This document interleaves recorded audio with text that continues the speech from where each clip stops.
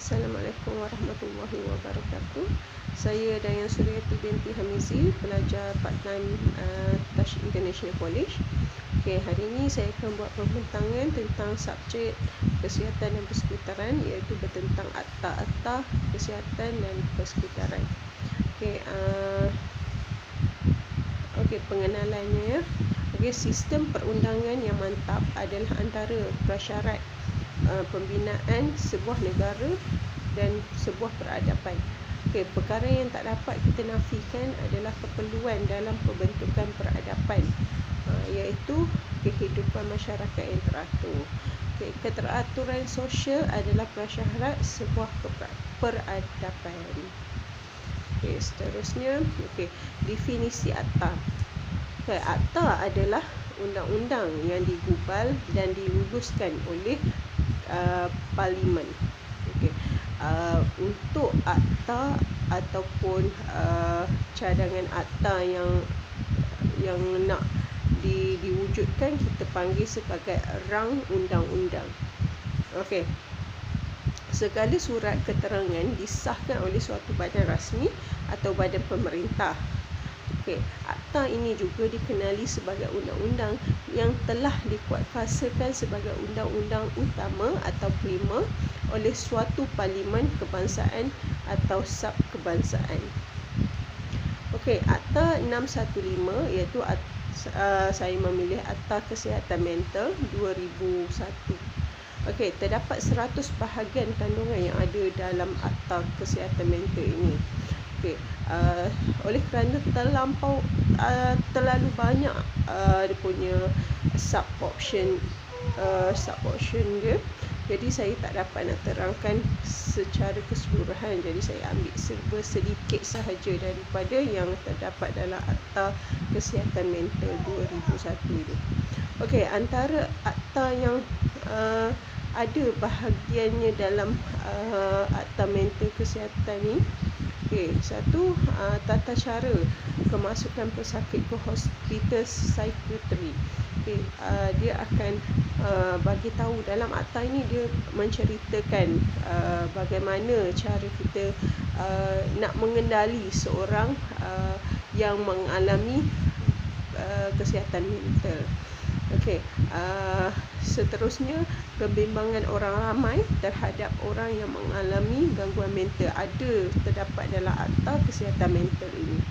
Seterusnya, bagaimana prosedur untuk kita nak buktikan seseorang itu sama ada dia mengalami kesihatan mental ataupun tidak.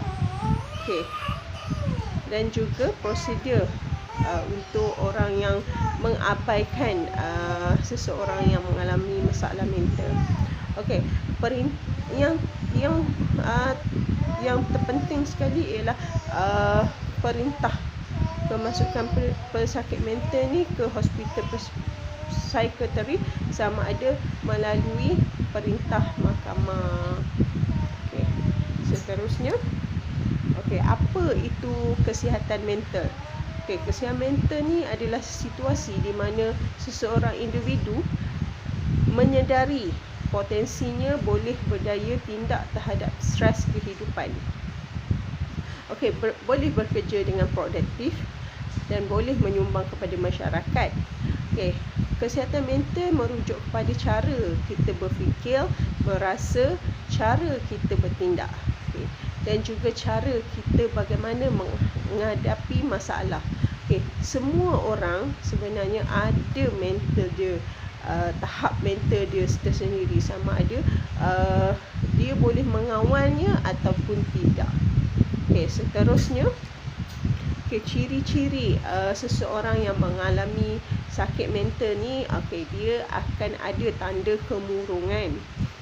Kalau kita tengok seseorang yang kerap acap kali diam, menyendiri, itu adalah salah satu simptom berlakunya mental. Seterusnya, kecelaruan kebimbangan umum. Kerap kali asyik bercelaru saja. Kecelaruan panik, macam dia gabra, terlampau gabra. Kecelaruan obsesif kompulsif, kecelaruan stres lepas trauma. Okey, maknanya in case kalau dia pernah jadi sesuatu dekat dia, contohnya kemalangan.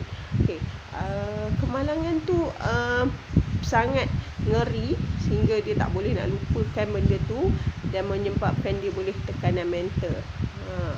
Okey, seterusnya gangguan tidur. Okey, ini antara ciri-ciri pesakit mental lah. Okey, contoh isu semasa orang yang menghadapi sakit mental pada masa kini. Okey, banyak kita lihat sebenarnya.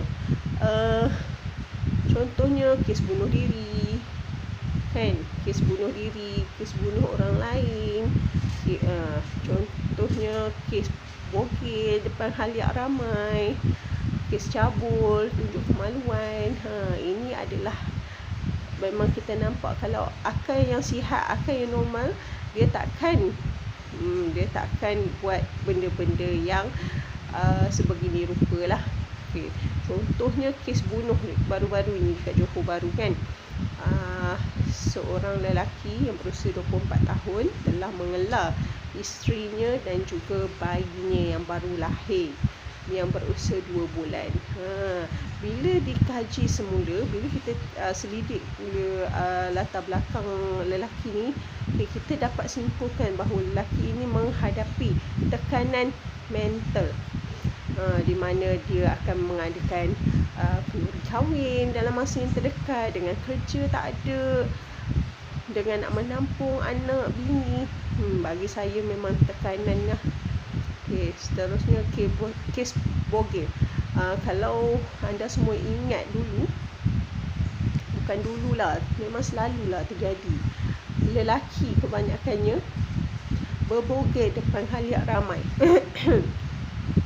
Ada yang tunjuk kemaluan dia dekat perempuan, obses tunjuk kemaluan dia.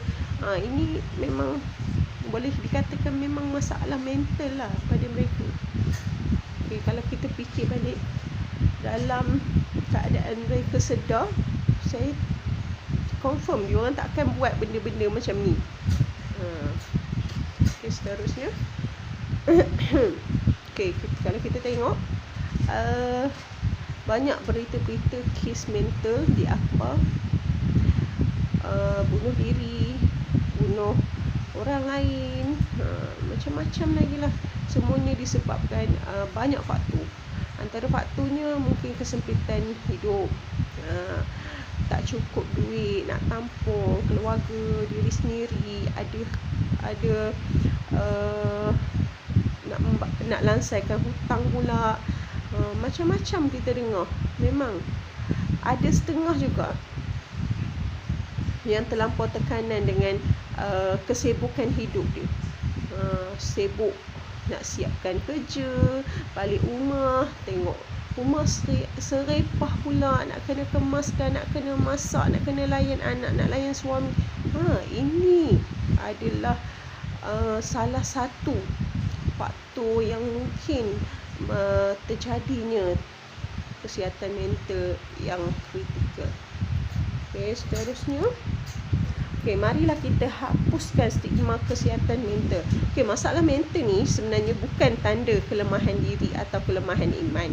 Okay, sesiapa sahaja yang bergelar manusia boleh menghadapi masalah mental. Macam saya cakap tadi, setiap manusia ni dia ada tahap mental dia tersendiri. Sama ada dialah yang boleh kontrol mental dia tu, sama ada dia menjadi lebih parah ataupun dia boleh balancekan dengan kehidupan dia. Okey. Masalah mental ni untuk semua orang umum, masalah mental boleh dirawat dengan adanya prosedur. Okey, inilah pentingnya Akta Prosedur Kesihatan Mental 2001 ni. Dalam ni terdapat macam-macam ataupun banyak sangat tunjuk ajar untuk kita mengatasi masalah mental ni. Okey, seterusnya ahli keluarga itu sangat mainkan peranan penting, ya.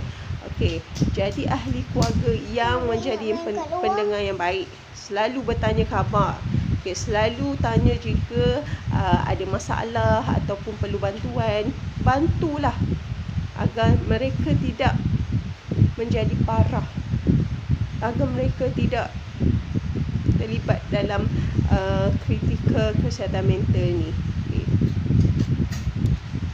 Okey, CTO. Apa itu CTO? Okey, negara Malaysia perlu wujudkan CTO, iaitu Community Treatment Order. Okey, atau perintah rawatan dalam komuniti bagi membanteras atau mengurangkan kadar kesihatan mental dalam masyarakat. Okey, pesakit mental ni dia tak boleh dirawat secara paksaan. Okey, dia ada prosedur dia tersendiri yang kita boleh lakukan untuk merawat mereka. Okey, keluarga macam saya cakap tadi sangat memainkan peranan yang penting ya untuk membantu pesakit mental ni mendapat sokongan untuk pulih.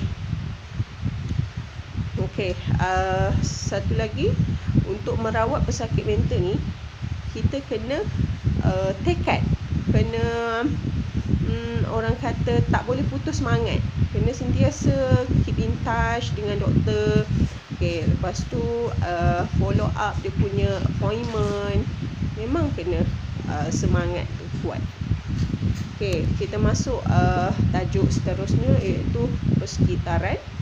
Okey, alam persekitaran ni dia mengenai semua unsur kimia, fizikal, biologi, di mana makhluk hidup berinteraksi.